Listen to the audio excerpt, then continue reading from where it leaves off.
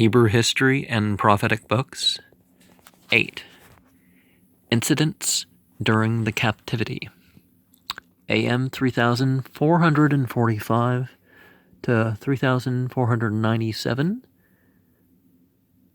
588 to 536 BCE. So you can say that this is the last period without Judaism. And perhaps Judaism happened at the end of it. That's something that you could look back and say, oh, yep, that was Judaism. Because really by 540 it was clear. There is no consecutive history of the nation during this period. Still, from the fragmentary accounts and the allusions in the prophets, we get a tolerably correct notion of what transpired. It appears that nearly all the chief men of the nation, all the skilled artisans, and the more desirable individuals in all classes, together with the flower of the military forces, were removed from the country. The cities were depopulated, and the larger ones destroyed.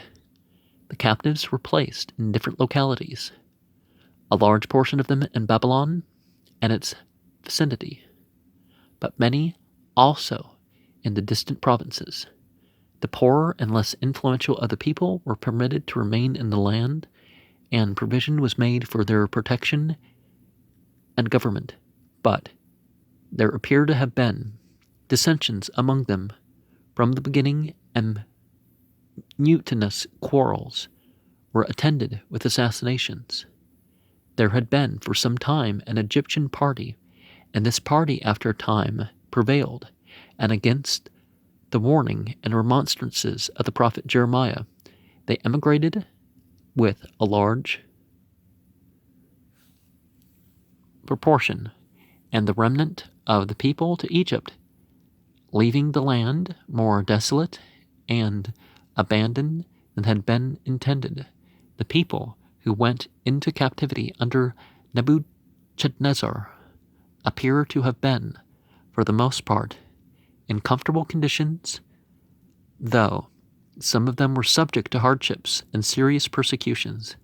Isn't this like a name that in the Bible there's like two variations, but it's the same person?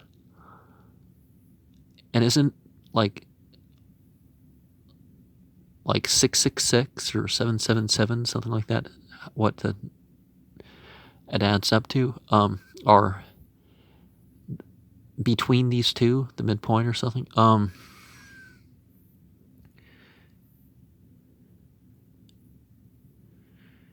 But the fact that they were captives and that their land was desolate because of their disobedience and rebellion wrought in them a desire to return and made them penitent and contrite. The great prophets of this period were Ezekiel and Daniel. The extraordinary visions of the former and the exhortations and predictions had a powerful influence in preparing the nation for its restoration. The narratives of Daniel form the minor historical incidents of the period, while his prophecies have a worldwide and far-reaching significance. The union of the Persian and the Median kingdoms forming the great Medo-Persian monarchy is the great contemporary event. This issued in defeat of Croesus, king of Lydia, and the end of his kingdom, also in the overthrow of the Babylonian Empire and its absorption by the Medo-Persian.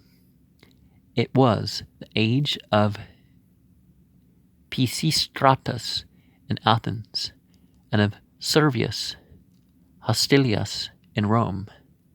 Thales, Anaximander, and Aesop flourished in these days.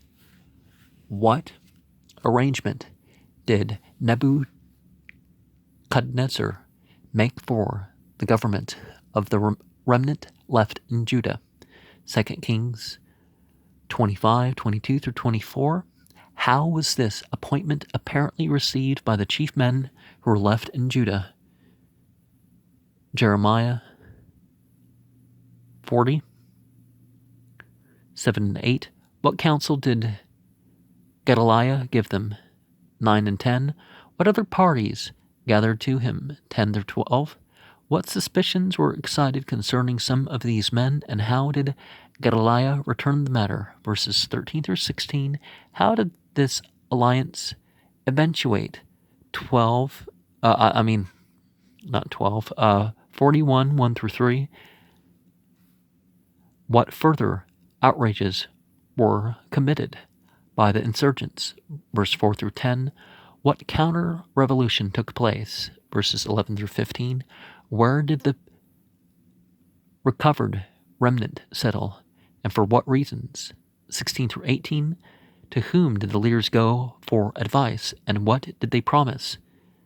42, 1 through 6. What counsel and warning did he give them? 7 through 18. What did he say about their insincerity and the punishment of it? 19 through 22. How did they receive this message, and what did they do? 43, 1 through 7. What did Jeremiah predict? Verse 8 through 13. Can you mention any other events that belong to this period? Daniel, Esther, something, not biblical perhaps, too.